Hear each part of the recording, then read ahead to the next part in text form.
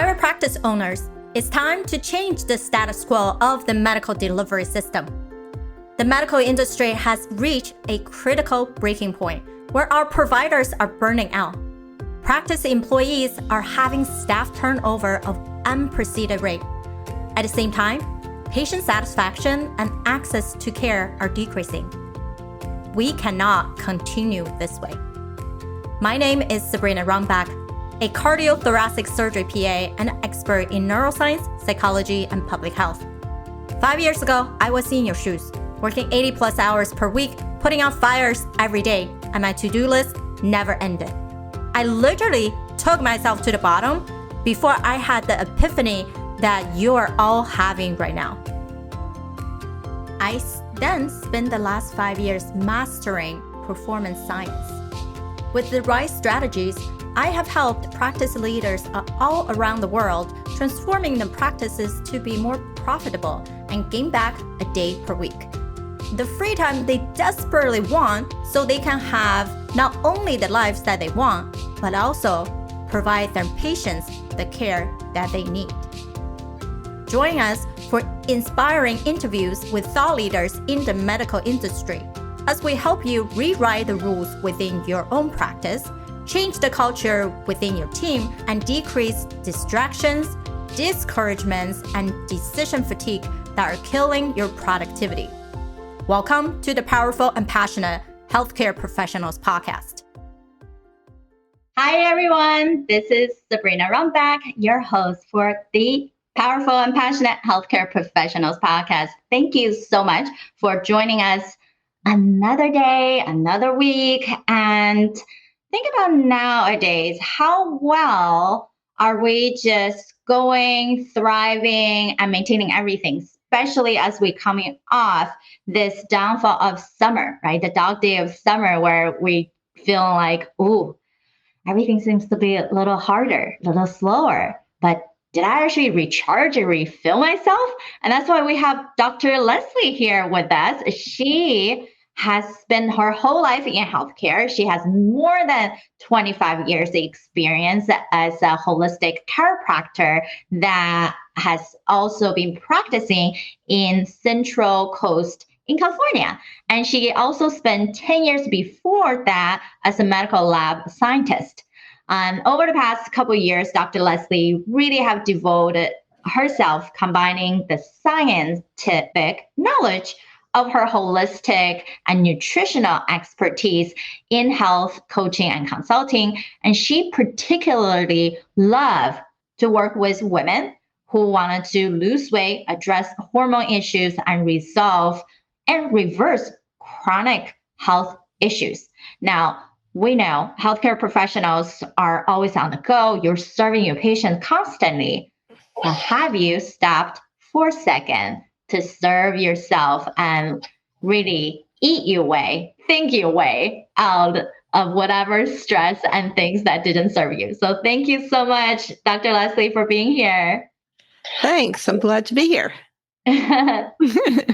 We would love to hear more about your personal journey. How did you choose, hey, chiropractic is the great way, and then start morphing into the field that you're in, particularly helping women? Well, as you mentioned, I did start out as a medical lab scientist. And actually, while I was still a student, one of the very last things I had to do in my internship was that I had to assist at the bedside for a bone marrow biopsy. And it was just a horrendous procedure, Sabrina. I mean, this little old lady that was laying in the bed looked to my 22-year-old eyes to be 110. And it was just, it was a horrible procedure. And just blood-curdling screams that sucked all the air out of the room because they don't do anesthesia for that kind of procedure, and just horrible. Anyway, they finally get the sample. They hand it to me. I make the microscope slides, and I bring those and the sample back to the lab. And I tell the senior tech about what happened. And she looks at me with these sad eyes, and she says, "But Leslie, they don't even treat leukemia in patients that old." And I was just devastated to think that I had contributed to that whole thing for no good reason. And then kind of simultaneously to realize that in that career, in that path that I had chosen, I had no hope for ever being able to affect that paradigm.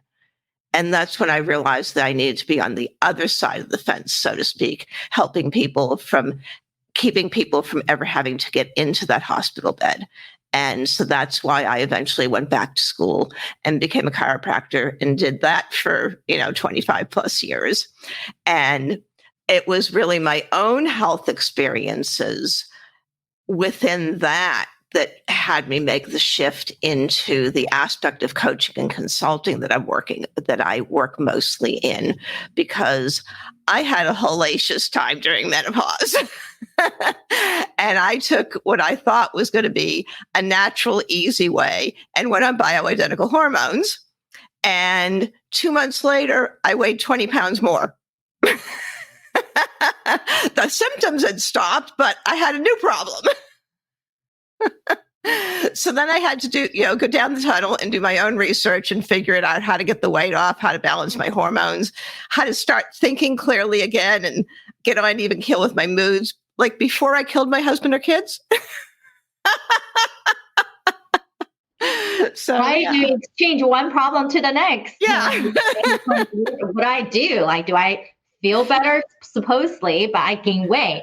And then how do I even lose that weight? Do I need to do something else that costs me another thing, right? Yeah, exactly. And just like you're saying, it also involves in our relationship, because our mood changes. The way we talk to people completely is not the same way as we're optimized. Yeah. Yeah. So I just, I pulled back and started doing the research and found that there was a natural way to do it. And, and then I created a system from there that I use to help my clients. And, that system basically incorporates diet and exercise, but it also incorporates the gut microbiome and your environment and just all the things. It's a total picture. And it works. Yeah. And do you believe it's actually not just people, especially women in the menopause, that having a great diet, exercise, and gut health really applies to the younger population? Even for me, I know I have IBS, and it just come and goes, and you never know. You have to prevent yourself from getting there, right? Yeah, just like you're saying, we can't always just like, oh my God, when things happen, now deal with it. But then it's more like you're just on this little boat and you're going to hit a rock. Well, you're going to sink. You're going to actually have words and to direct yourself going to the stream, right? Yeah. So I even remember to take my fiber, prebiotic, probiotic, digestive enzyme, but I'm sure you're going to dive all the good stuff into it. Yeah. Our physical health affects our daily activities. How could you perform your duty if you feel sick? You will not be able to concentrate on the tasks at hand. There are also instances that you feel irritated or stressed. This can affect your work environment. You might be subconsciously bringing negative energy to your peers, worse, to your patients. You can prevent this by staying healthy, physically and mentally. And you can start it with a healthy diet. If you're enjoying our conversation, please share this episode with friends and colleagues who will also enjoy this episode. They will appreciate you for thinking of their growth.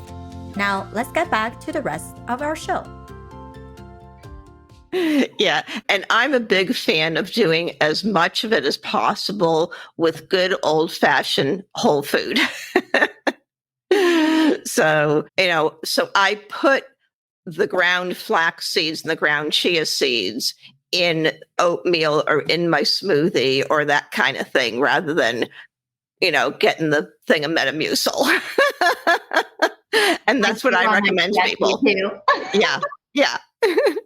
And so that's exactly what I recommend to people, is that whole food is really the way to go with it, because it's the whole food that has all those micronutrients that our bodies were designed to eat.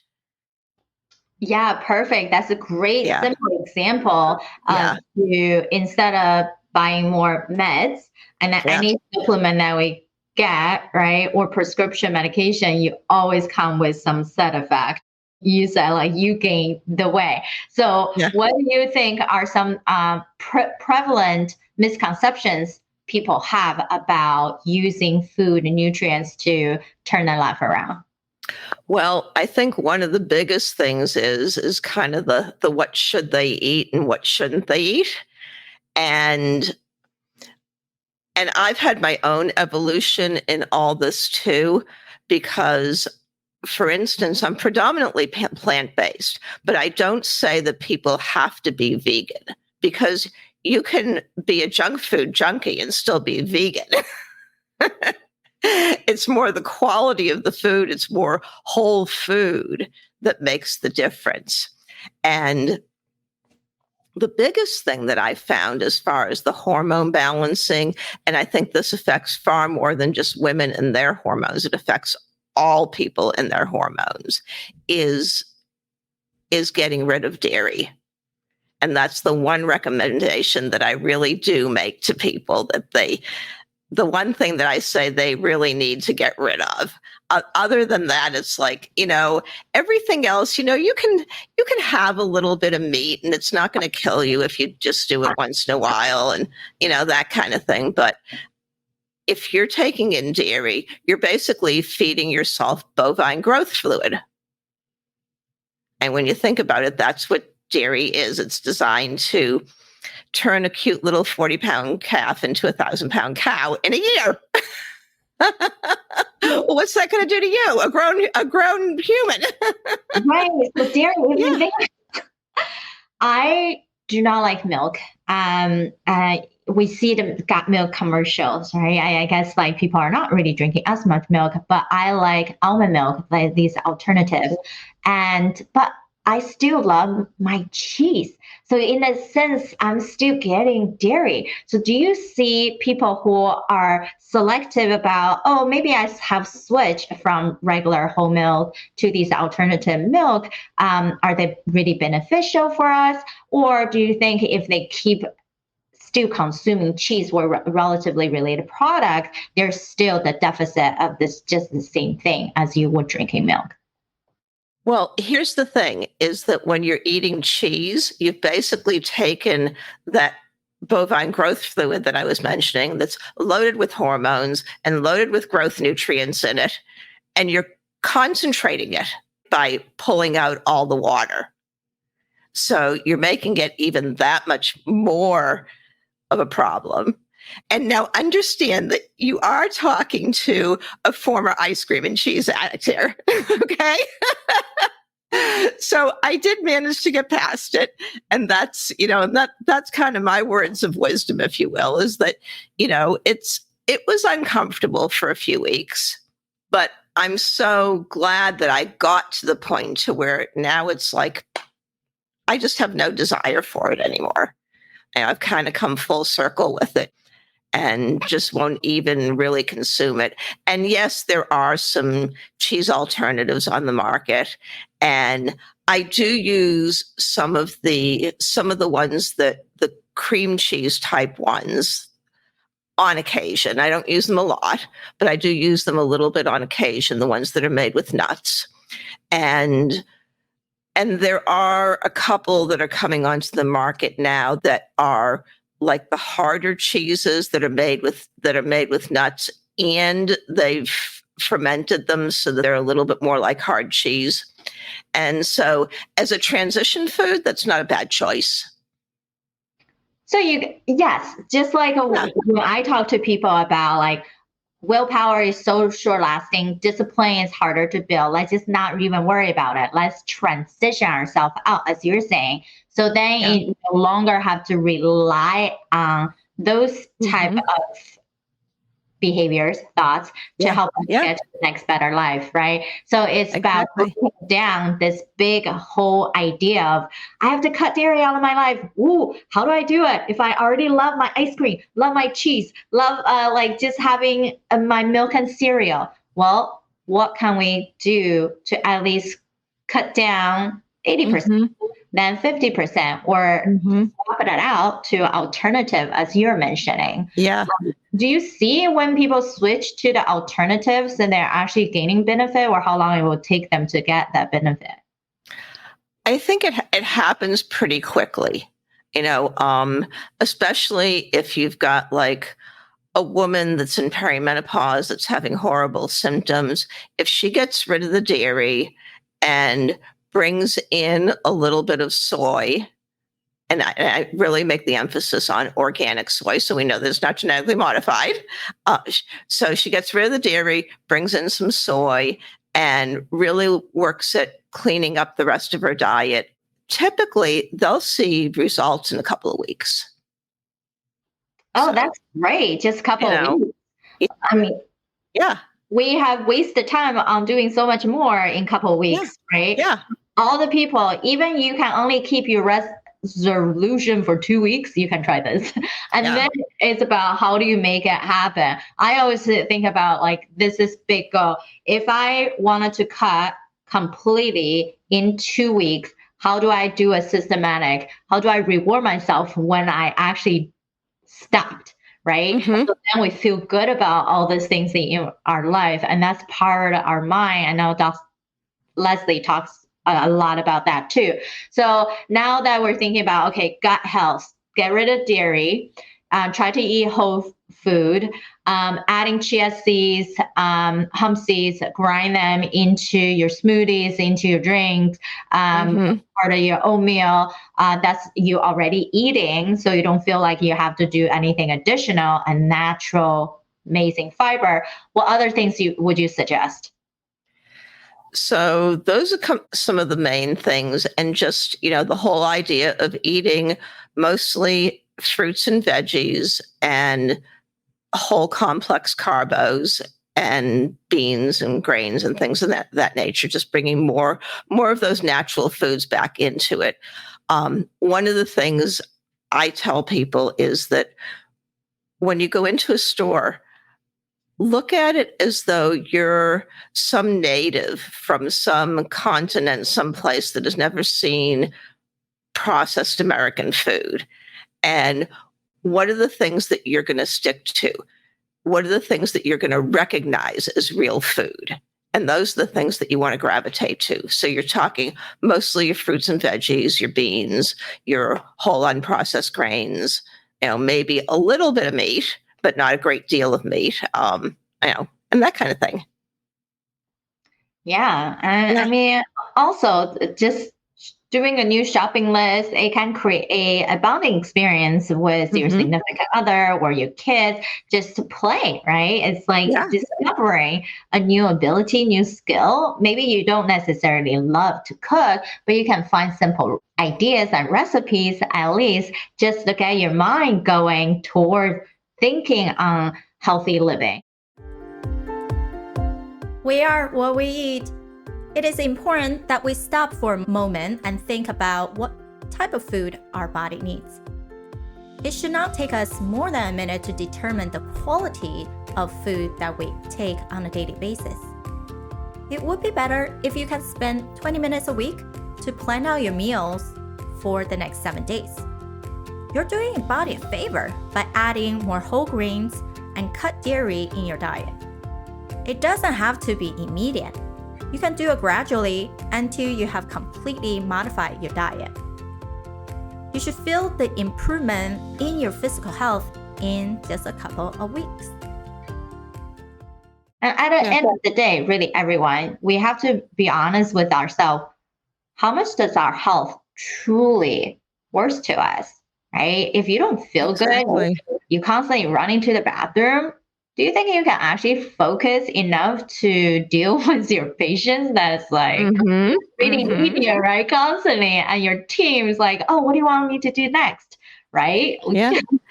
And not only that, there have been more and more studies that are coming out about the positive effects of fruits and veggies, not just on our gut health and on our weight loss, but also on our brain health.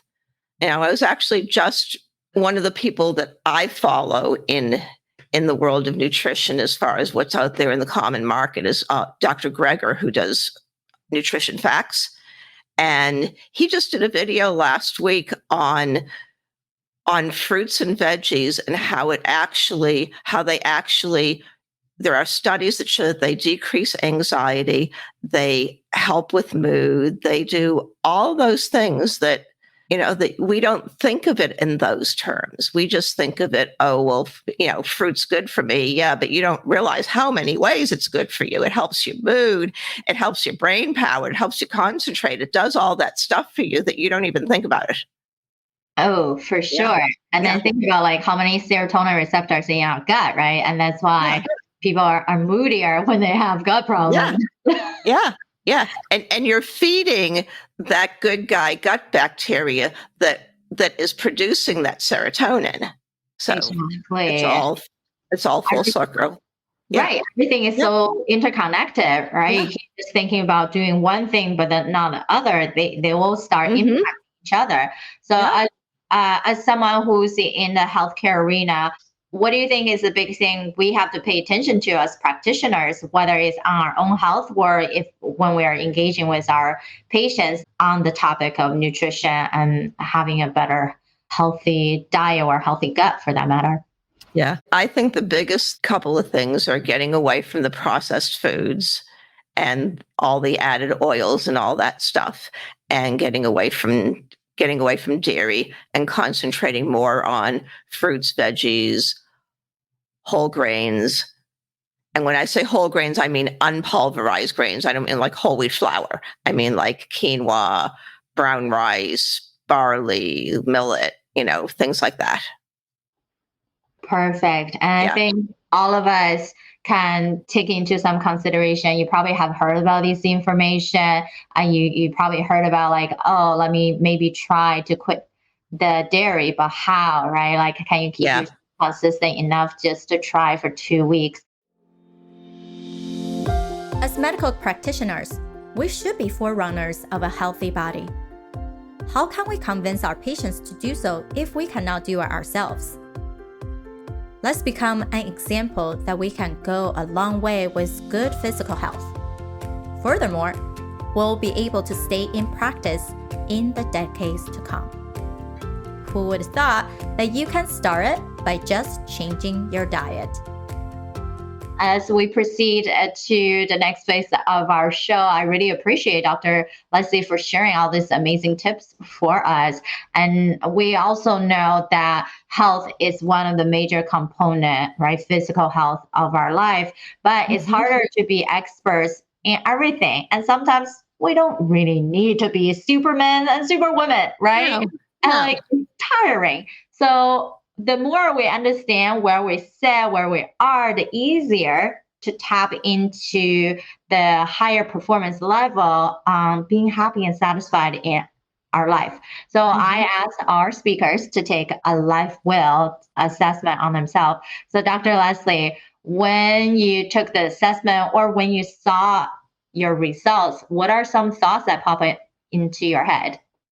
I think for me, the physical part is a given. That's I feel pretty confident about all that, and that was reflective in the wheel.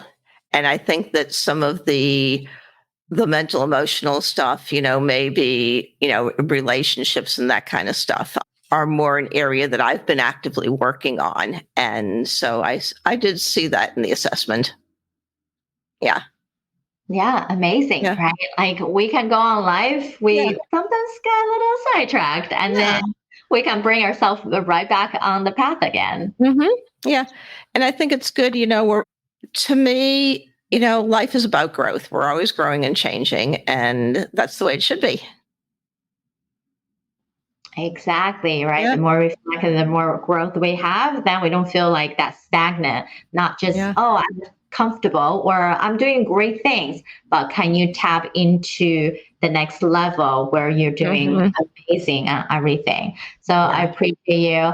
I'm sure a lot of people gonna want to talk more about dieting, the perfect method for themselves, and how can people reach out to you? My website is drlesliek.com, and you can also find me. I have a public Facebook group that's Vibrant Health Over 40. So that's an easy way to get a hold of me. And my Instagram handle is dr.lesliek. And I also have a program that I offer that if they text the word wellness to the number 41259, they will get 30 days of free inspirational texting messages and text messages that are inspirational, nutritional, and health related. And so they just have to text that wellness to that number and follow the prompts. If you don't follow the prompts, you're not going anywhere. Exactly. Yeah. Tell us the number again. We text wellness to 41259.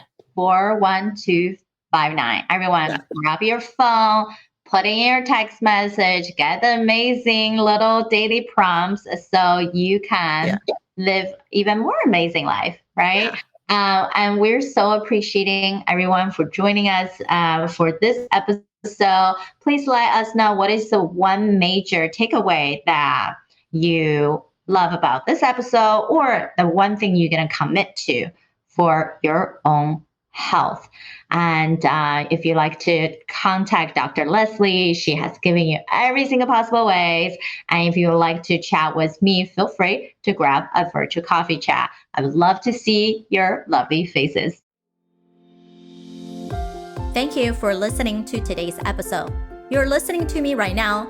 Odds are you're frustrated by how healthcare practices are running today. I'm with you. I'm looking to change the conversation that we are having in the healthcare industry. It starts with me and it starts with you. I want to connect with you and get to know your own struggles or challenges within the healthcare industry. Visit sabrinarumback.com/connect, where you're going to find all my social media platforms. Feel free to send me a direct message. If you, like me, prefer speaking, then you can record a voice message on the page as well. Additionally, I can get you an exclusive invitation to one of my monthly collaboration think tanks that are limited to 30 healthcare disruptors. So come to sabrinarumback.com/connect and let's continue the conversation. She really gets the conversation. She understands. She's an incredible listener. We were talking about worthiness, and she really understands the concept of it, how it affects people in their businesses, in their clinics, in their daily life, in their relationships. So I just want to encourage you to, one, listen to our show, but to jump on board and start listening to this woman, because she has so much insight and wisdom that you don't want to miss out. Hi, this is Emmanuel Anthony, human behavioral speaker, researcher, writer, teacher, author, and consultant. I just had the amazing opportunity to connect with Sabrina on what I think is amongst one of the most professional podcasts that I've been on. Not only is her professionalism very high, but her understanding and her knowledge as well. Working with podcasters, sometimes I'm just being interviewed, which is perfectly fine because I'm there to share my knowledge. But this is one occasion where I can definitely say that the person that I was communicating with not only was receptive and understanding to the concepts that we were communicating in terms of business and mindset and growth, but she also was able to elaborate and expand on those concepts. Now, I've been doing this for 11 years. I've been on a lot of podcasts. I've spoken to a lot of people with a wealth of knowledge. It was very, very fulfilling and very nice to be able to communicate with somebody that not only had a plethora of knowledge, but could share that in a bite-sized and very easily understandable kind of way. Because it doesn't matter what kind of knowledge a person has, if they can't communicate it to you. I've been speaking for the last 10, 15 years in hundreds of college campuses But to be able to speak to a peer, someone who I can see eye to eye with on the same level, it becomes a conversation. I'm not talking to an audience, I'm talking to a friend, or someone that I felt like I should have met 10, 15 years ago, but better late than never. Here I am right now to be able to just know that I'm not alone in my thoughts, to know that there are other people out there who have reached the similar conclusions that I have with completely wayward and different life paths, to know that there are people like us out there who believe that you can do not just option A or option B, but to do both. That you can have both, that you can have cake and eat it too without hurting other people. There's an ethical ability that one may have when they channel their empathy to reach people and to have them go far together. I'm Christine Nguyen. I'm a family physician and the founder of the White Coat Romance, the dating app in development for healthcare professionals and the larger community of white coat professionals. And I had the honor of being a guest on the Powerful and Passionate Healthcare Professionals podcast, as hosted by the wonderful and lovely Sabrina Renbrack, whom is so empowering. I love her energy. I love all the work that she's doing to support healthcare professionals.